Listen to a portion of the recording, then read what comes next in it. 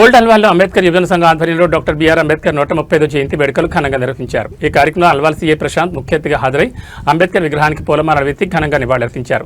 ఈ సందర్భంగా వారు మాట్లాడుతూ అంబేద్కర్ చూపిన మార్గంలో నడవాలని, అంబేద్కర్ ఆశయాలను కొనసాగించాలని కోరారు. ఈ సందర్భంగా అరైవ్ అలైవ్ కార్యక్రమంలో భాగంగా ప్రజలకు రోడ్డు భద్రతపై అవగాహన కల్పించారు. వాహనదారులచే ప్రతిజ్ఞ చేయించారు. ఈ కార్యక్రమంలో అల్వాల్ పోలీస్ స్టేషన్ ఎస్ఐలు రాఘవేందర్ రెడ్డి, దేవీందర్ మరియు స్టేషన్ సిబ్బంది, బీజేపీ నాయకులు చింతల మాణిక్యరెడ్డి, మల్లికార్జున గౌడ్, శ్రీనివాస్ వర్మ తదితరులు పాల్గొన్నారు.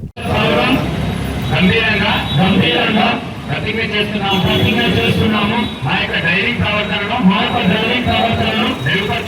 మెరుగుపరుచుకుంటామని ట్రాఫిక్ నియమ నిబంధనలు పాటిస్తామని డ్రైవింగ్ చేసేటప్పుడు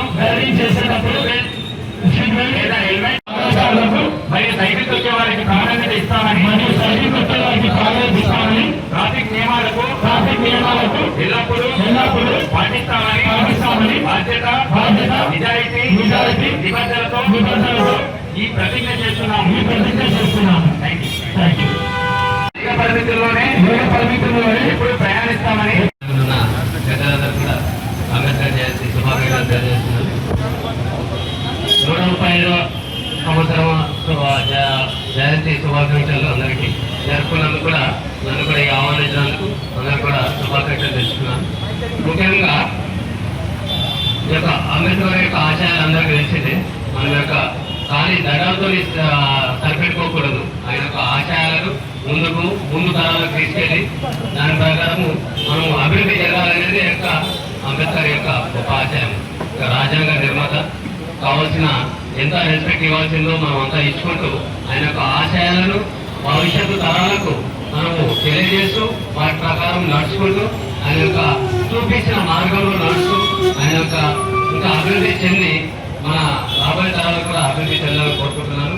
ఇలాగే ప్రతి ఒక్క సంవత్సరం కూడా ఈ యొక్క జయంతి జరుపుకొని మనం ఒక అభివృద్ధి చెందాల. ముఖ్యంగా ఆయన చెప్పిన మాటలో నడిచి చదువు అనేది ఇంపార్టెంట్, సమానత్వం ఇంపార్టెంట్. ఆయన చెప్పిన మాటలో రాజ్యాంగంలో కూడా రాసిన దాని ప్రకారం మనకు సమానత్వము ఇక చదువు అనేది వెరీ ఇంపార్టెంట్. మనం యొక్క సమాజంలో కూడా ఒక గొప్పగా ఎదగాలంటే కావాల్సింది అందరికీ కూడా చదువుగానే మనం అన్ని సమకూర్చుకోవచ్చు.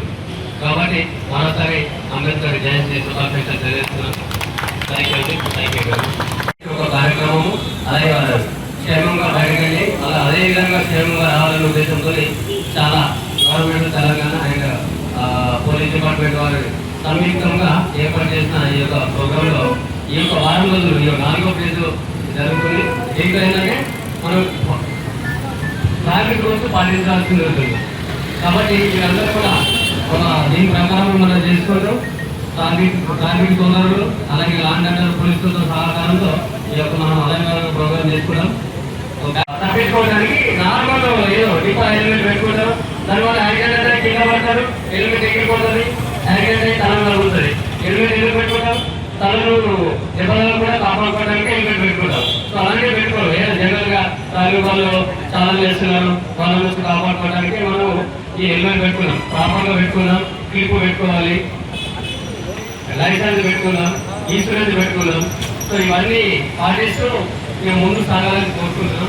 మనం ఒకసారి అందరూ నిలిచిపోయితే ఎంతో ప్లాన్ చేస్తూ ఎంతో ఒక పద్ధతి ప్రకారము దీన్ని చేయడానికి ఏర్పాటు చేశారు. కాబట్టి మీరందరూ కూడా మనం కూడా ఇప్పుడు ప్రతిజ్ఞ చేద్దాం.